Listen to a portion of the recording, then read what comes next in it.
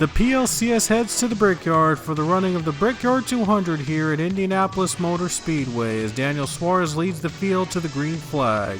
The second of 3 consecutive road courses here to end the summer and before the regular season ends with the race at Daytona.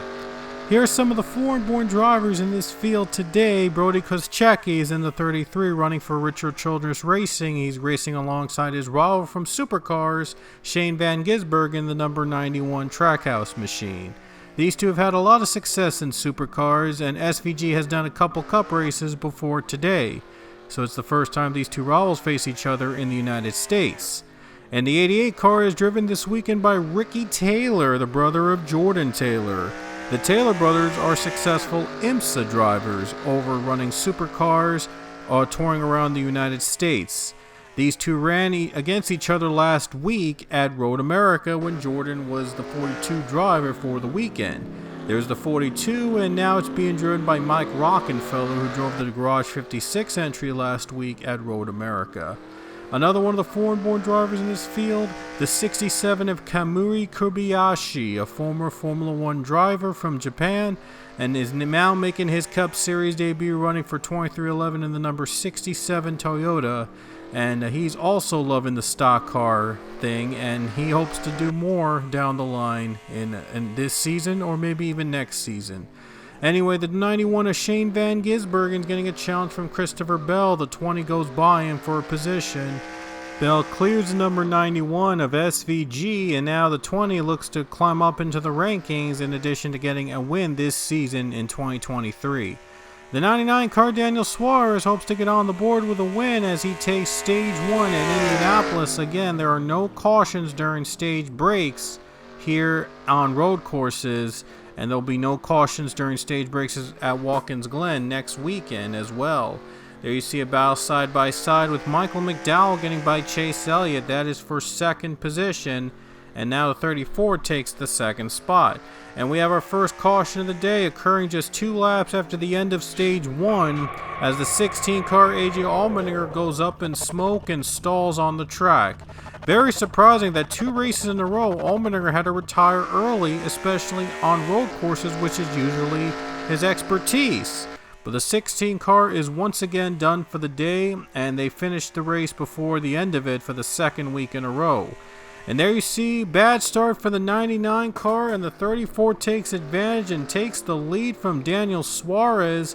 Suarez left to battle 3 wide against the 48 car of Alex Bowman, and Bowman clears the 99, and the 99 losing positions now. There's a battle between the 2 Mobil 1 machines between Kevin Harvick and Jenson Button, and Button has to come down pit road, and he has a problem along several other drivers coming down pit road. It's kind of strange that a lot of drivers are coming to pit road at once under green, but looks like they're all going on different strategies. It's a tough road course to conquer, and they're going to need all the tires in the field that they can get for this one. McDowell was able to put down the 90-67 a lap down as he continues to lead at this race near the end of stage number 2. And the 99 Daniel Suarez has a problem and has to come to pit road. It looks like his day is also done. Daniel Suarez led all of stage 1 and part of stage 2 before he had to come to pit road and have to take his pit stop, and he is done for the day. The 34 car Michael McDowell has taken the stage 2 victory at Indianapolis, was able to get the lead on the restart and didn't lose it for the rest of the stage, and now he is your stage 2 winner. Joey Logano gets loose onto the track and spills out into the sand, and the caution will come out as there's some debris in turn number 1 that the 22 ran over, so they wanted to clean up the debris before anybody else ran it over. And on the restart, the 34 gets off to a terrible jump as the 45 and 5 both were able to pass them. But it looks like the restart was too good for those two drivers, as they had been issued penalties for jumping the restart, and both cars would have to go to pit road. The 20 car also has to go to pit road for jumping the restart, and now that gives the lead back to the 34 Michael McDowell, so kind of a little antsy on that restart there for those drivers. But another caution would come out in a bizarre incident off pit road. The 17 and 11 collide together while both were exiting off the pits. There you see, look at those two cars just merge together, and then suddenly they both collided. Like, how does that even happen? I've never seen a wreck like that before, but it brought out the caution. And during the caution period, the 14 Chase Briscoe goes up in smoke and gets hit from behind and spins. The 14 smokes up, and to make matters worse, he gets hit from behind. Right in the middle of stage 3, the 34 has to come to pit road, and that gives the lead to Kyle Larson in number 5 car. A tough break for McDowell, has to come to the pits.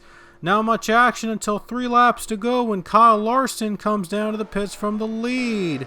He had this race won, and he has a problem, and now has to come to the pits with 3 laps to go. A tough break for that 5 car.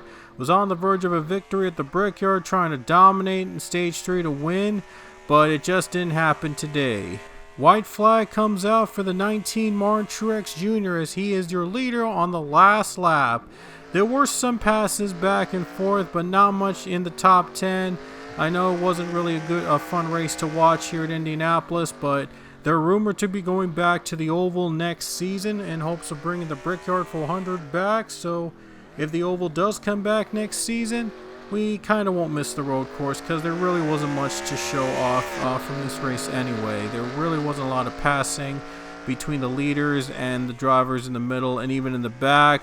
It was all decided on pit strategy, all decided who was on the right place at the right time. So I'm kind of glad that this road course might be going away, at least in terms of Entertown 3 in the universe, because it just never brought the most exciting of racing. So the Oval hopes to be back. They hope to bring the Oval back next season. And Truex Jr. is just a lap away from maybe becoming the final winner at the Indianapolis road course. Just a few turns away for the 19 car, was able to take the lead after Larson pitted with 3 laps to go and has not looked back. And Martin Truex Jr. is going to win again. He won at Michigan earlier this season, and now he's going to win another one here in Indianapolis as the 19 car takes the checkered flag at the Brickyard 200 at Indianapolis. The 19 of Martin Truex Jr. wins again for the second time in 2023 and heads to next week with momentum for the racing team, as Watkins Glen is next week's race and will also be on the road course. It's the last of 3 consecutive road course events here on the PLCS schedule, and then after that we will have the regular season finale at Daytona. We hope you enjoy this race from Indianapolis, and we hope to see you guys next week at the Glen. Until then, we will see you later.